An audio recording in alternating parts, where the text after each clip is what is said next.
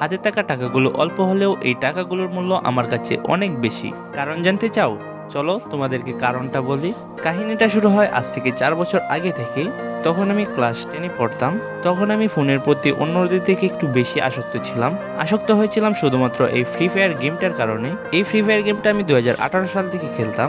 তখন এত বেশি আসক্ত ছিলাম না এই গেমটার প্রতি। সবচেয়ে বেশি আসক্ত হয়েছি 2020 এবং 21 সালের মধ্যে। তোমরা তো সকলেই জানো ওই সময় করোনা ভাইরাস চলছিল, আর এই করোনা ভাইরাসের কারণে সব স্কুল কলেজ বন্ধ থাকতো। তখন থেকেই মূলত আমি এই গেমটার প্রতি একটু বেশি আসক্ত হয়ে পড়েছিলাম। আর এটার কারণে আমার ফ্যামিলির কাছ থেকে আমি কত যে বকা খেয়েছি সেটা তোমাদের বলে বোঝাতে পারবো না। আচ্ছা, যাই হোক, আমি গেম খেলার পাশাপাশি বেশি বেশি ফোন নিয়ে ঘাটাঘাটি করতাম। আর এই ঘাটাঘাটি করতে করতে আমি ইউটিউব সম্পর্কে জানতে পেরেছি যে ইউটিউব থেকে নাকি টাকা ইনকাম করা যায়। আর হ্যাঁ, আমি আজ পর্যন্ত কোনো জায়গায় জব করতে যাই নাই। মানে এই জব করা আমার কাছে একদমই ভালো লাগে না। এই জন্য আমিও মনে মনে ভাবতাম যে আমিও ইউটিউব থেকে টাকা ইনকাম করব। এটা ভেবে আমি 2021 সালের শেষের দিকে একটা ইউটিউব চ্যানেল খুলি। ওই চ্যানেলের মধ্যে আমি যে কোনো গেমের মুডে পেকি দিতাম। মানে আনলিমিটেড কয়েন, আনলিমিটেড জেমস সবকিছু ফ্রি থাকতো আর কি। ওই সময় কি হয়েছিল জানো? প্রায় 5-6 মাস ইউটিউবিং করার পরে আমার চ্যানেলটাকে ইউটিউব থেকে ডিলিট করে দেয়। আর এই ডিলিট করার কারণ আমি খুঁজে বের করতে পারছিলাম না। এই জন্য আমি ইউটিউবে এই সম্পর্কে ঘাটাঘাটি করার পর জানতে পেরেছি আমি যে মুডে পেকি গুলো দিতাম সেগুলোর কারণে আমার চ্যানেলটা ডিলিট করে দিয়েছিল। এটার অনেকগুলো কারণের মধ্যে থেকে একটা কারণ হচ্ছে আমি এই মুডে পেকি গুলো অন্যদের কাছ থেকে কপি করতাম। আচ্ছা, এই চ্যানেলটা ডিলিট হওয়ার পরে আমি আরো একটা চ্যানেল ক্রিয়েট করেছিলাম। ওই চ্যানেলের মধ্যে কি টপিক নিয়ে ভিডিও বানাবো সেটা ভেবে পাচ্ছিলাম না। আমি ওই চ্যানেলের মধ্যে অনেক ভিডিও একসঙ্গে আপলোড করেছিলাম। মানে এক এক সময় এক এক রকমের ভিডিও আপলোড করতাম আর কি।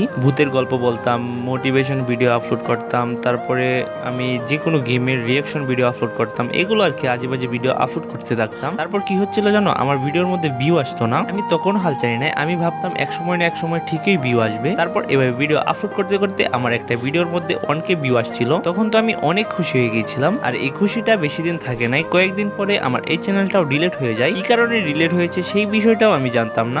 ওই চ্যানেলটা ডিলিট হওয়ার পরে আমি অনেক ডিপ্রেশনে চলে গিয়েছিলাম। তবু গাইস আমি হাল ছাড়ি নাই, আমি আরো অনেক চ্যানেল ক্রিয়েট করেছিলাম। কিন্তু কেন জানি না আমার ভাগ্যটা খুব খারাপ ছিল। কোনো না কোনো ভাবে আমি ডিমোটিভেট হতে থাকতাম। অনেকের কথায়ও আমি ডিমোটিভেট হয়েছি। আমি যখন কারো কাছ থেকে মোটিভেট নিতে যেতাম তখন তারা আমাকে আরো ডিমোটিভেট করে দিত। তারা বলতো এসব দিয়ে কিছু হবে না, এটা ফেক, এন তেন আরো কত কিছু বলতো। তবু আমি তাদের কথায় বেশি কান না দিয়ে আমি নিজের মনের কথা শুনতাম। আর হ্যাঁ, আমার মা প্রথম থেকে আমার পাশে ছিল। যদি আমার মা পাশে না থাকতো তাহলে আমি যতটুকু এসেছি এতটুকুই আসতে পারতাম না। সবসময় আমাকে মোটিভেট দিত।